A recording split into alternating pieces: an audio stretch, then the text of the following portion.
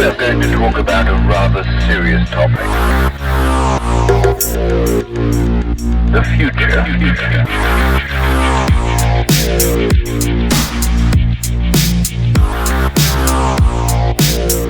Hey guys, Tyler with Lock Labs here. Today we're going to be showing you something brand new. I have here a Toyota Smart Key data collector. We're sitting in a 2020 Toyota RAV4 on the new system, and we're going to be programming this vehicle without the need for Nestif. So to show you guys this process, here I have my beta software. This hasn't been released yet. Hopefully by the time this video releases, this will be released to the public. But you are going to need the data collector, this tool right here, and you're also going to need some proprietary keys. This will not work with a standard key. You're going to need a special key, and you'll need your KC501 as well to write the key. So just to show you guys the process, from the main menu at Toyota here, we're going to go to this option that says Toyota Collector. And if you haven't or already, make sure you update the firmware on your data collector. Right, so connect your data collector, hit this update firmware version. And once that's run, you can go ahead and start going in to program the key. So it's going to say 4A or 8A. This RAV4 is going to be an 8A smart key, so we're going to select that option. All right, and it says generate matched 8A smart keys without inserting PIN code. Generate an emulated key without inserting PIN code, which could be used if or emergency ignition, or emulate the original key. Blah blah blah blah. So we're gonna go to this option that says make key all keys lost, right?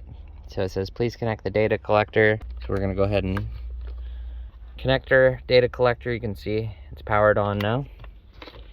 We come back to our tool and we're gonna select OK. And now this vehicle is going to be the 8A 88 option. If you select the wrong option, it's not a big deal. It's just the chip's not going to program. So if you're unsure of which option to select, we're going to hopefully post a guide by the time this video comes out that tells you which option to select. But if you do select the wrong one, it's not going to hurt anything. This vehicle is going to be the 8A 88 option, so we're going to do that. Now, if this is your first time plugging into that vehicle, it's going to ask you to enter in the VIN. I've already done that, so it has it saved for me.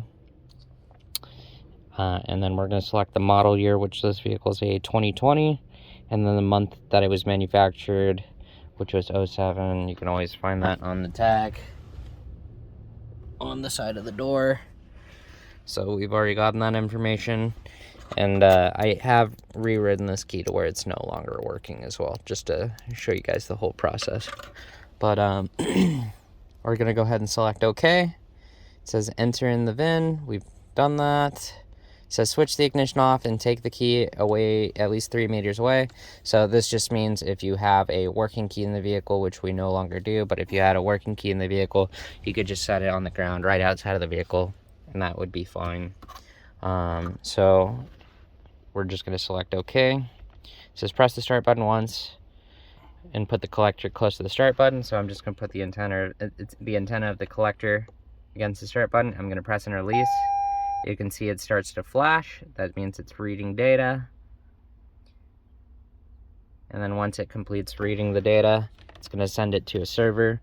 One more thing that I don't know if I mentioned, you do need to be connected to Wi-Fi for this. I do have this connected to my hotspot. And while we do that, this is going to be kind of a funky part. So there's these short range antennas in different places throughout the vehicle. The one that I was successful on was one under the middle seats back here. So I'm going to climb back there in just a second. We're going to use that option.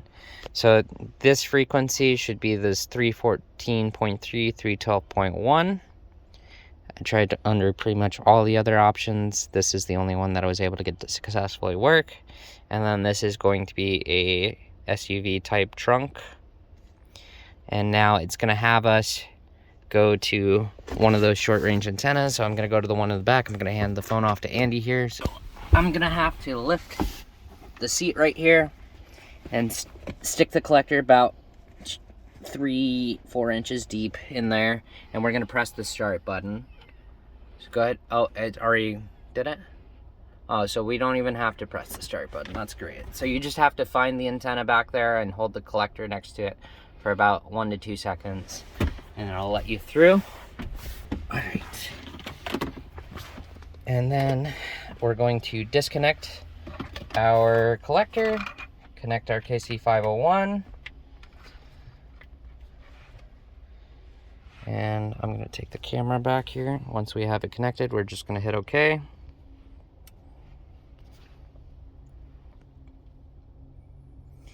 So now it wants us to put the new key or our proprietary key inside of the KC501. Oop. So I'm just going to put the key in there, chip down close to the antenna coil at the bottom, and we're going to hit yes.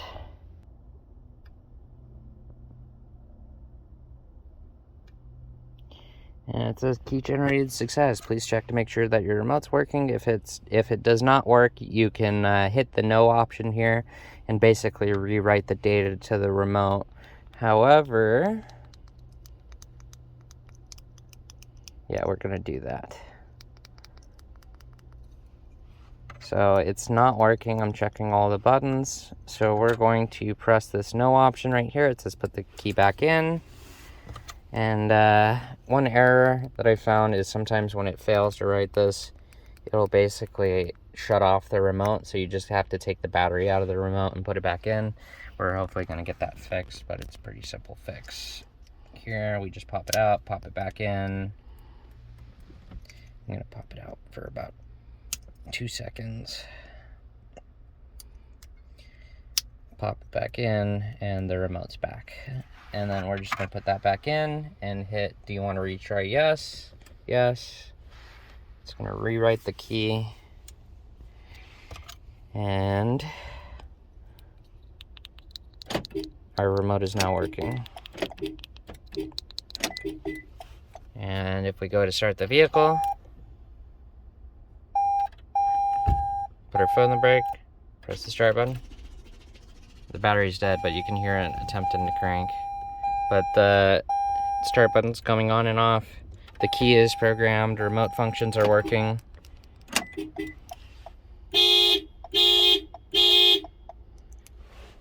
Oh, that's the whole process, guys. A bit of a process. We can hopefully shrink it down. This is my first day trying it, so, but you can see it is all working. So thanks for watching. Have a nice day. The future.